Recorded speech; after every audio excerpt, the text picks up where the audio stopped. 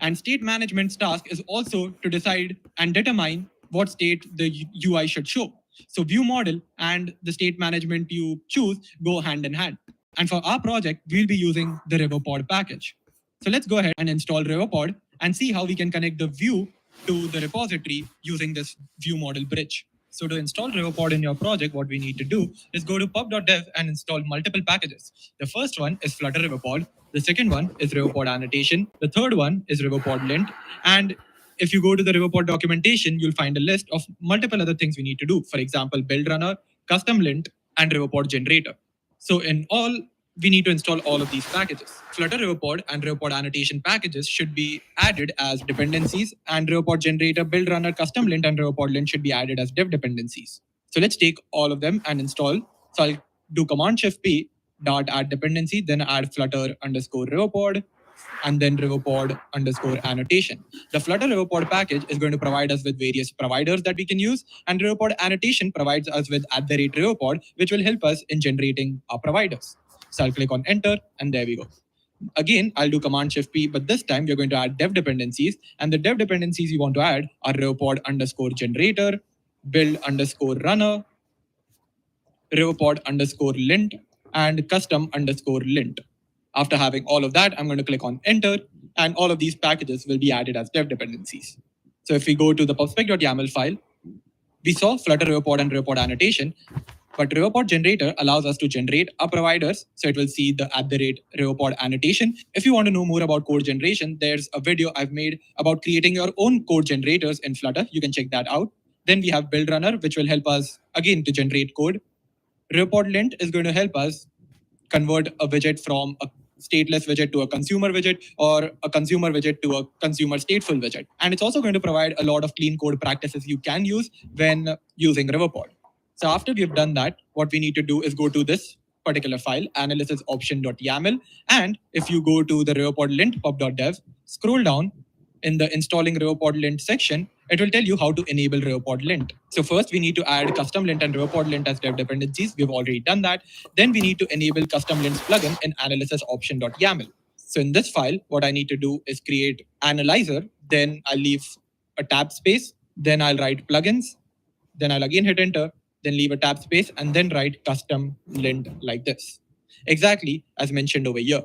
And this should enable custom lints plugin. Now, if you want to enable and disable lints, especially related to RiverPod lint, here's how you can do it. You can read this entire documentation to know more about it. However, we are going to go back to the auth view model. And actually, before I forget, let's go to main.dart file. And you see, we have a warning over here which says Flutter application should have a provider scope widget at the top of the widget tree. And this warning is given by the RiverPod lint package.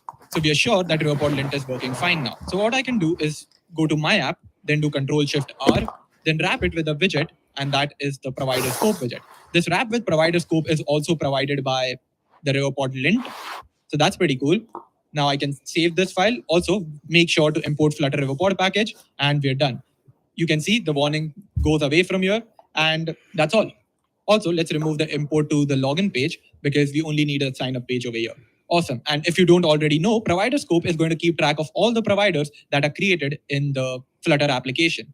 So I can close this. Now I'll come back to the auth view model. And here I'm going to use a provider to encapsulate all my logic in. So I'll create a class auth view model, and that is going to extend the notifier. Notifier is a provider that is given by RiverPod. It is comparable to state notifier, but it has multiple advantages over using state notifier. So let me import that. And as you can see, it automatically imports the Flutter RiverPod package for me. Then the auth view model is now in error state because we are extending to notifier, but we have not implemented the override functionality notifier requires. So I'll press command full stop, create one missing override, and we have the build function created as an override.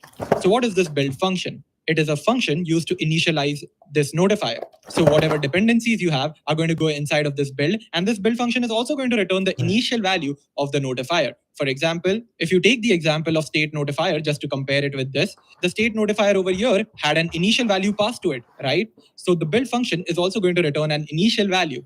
So it can be 0 if you're creating a counter application. It can be false if the notifier is of the type of a Boolean value. It can be anything. Another advantage notifier provides over state notifier is that it gives access to ref inbuilt. We don't have to import ref like we did in state notifier from the state notifier provider we created. It's built in. So let me remove the state notifier from here, and we are only going to work with notifier. But this is not the notifier we are going to work with. I just showed you the non-code generation implementation. If we want to work with code generation, we need to remove all of this. And instead of extending to notifier, what we'll be extending to is underscore dollar auth view model, whatever you typed as the name of your class. And then you put in curly brackets, and then you also annotate this class using @riverpod. And this should automatically import the riverpod annotation package. Also, let's remove the flutter riverpod package and save the file. Now you see the code generation doesn't work because we need to run a command to make it run. So to run it, open your terminal. So go to the terminal, and in the client project, make sure the client is there. You need to run .run build underscore runner watch, so that it continuously keeps watching the changes in the file that have @riverpod annotation in them, and then you can hit enter. But there's another flag you can add over here, which is -d, which stands for delete conflicting outputs. So it will just delete any conflicting files that are present or any conflicting code that's present from the previous build it did. So I'll just click enter now. And you can see it uses build runner behind the scenes, a dev dependency we added, and it gives an error. It says failed after 4.4 seconds, saying no build method found. Classes annotate with RevoPod must define a method named build. Basically, we're forgetting a build function. But other than that, we're also forgetting another thing, which I'll point out in just a minute. But first, let's add a build function. So what should the return value of our build function be? So the build function is going to return async value. By async value has three states it can toggle between. It has loading, error, and data states. And I want to move between all of these values. When there's a data, there's going to be a user model present in the auth view model. If it's loading, then obviously I just want to load. And if it's error, it's going to contain the error state, right? So I'll just pass an async value like this. Then I'll write build over here, followed by parenthesis and curly bracket. Then I'm going to save the file. As you can see, Riverpod still doesn't generate code for it. Why? That's because I'm forgetting a very important part, and you can find that in the terminal as well, which is we need to include part authViewModel.g.dart. So the authViewModel.g.dart file must be included as a part directive in the input library. So all we need to do is write part auth underscore viewModel.g.dart like this. Then I'm going to save the file, and you might see that the errors from here go away. The build error is still there because we still need to return async value. But if you open the file explorer, a new file is created, which is authViewModel.g.dart. And this creates our notifier provider. If you see over here, the name of a provider is authViewModel provider, which is equal to autodispose notifier provider. So behind the scenes, it has created a notifier provider similar to the state notifier provider, and it is also of the type of dispose. So it is auto disposing our provider, meaning it is going to dispose the notifier off if no one's listening to it anymore. And it also says @provider for authView model. So this provider is created for the authView model.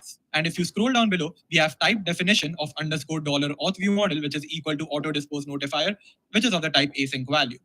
What we are extending here is the same thing. So we are basically extending auto dispose notifier async value dynamic. But instead of writing all of this, we only have to write underscore dollar followed by the name of the class.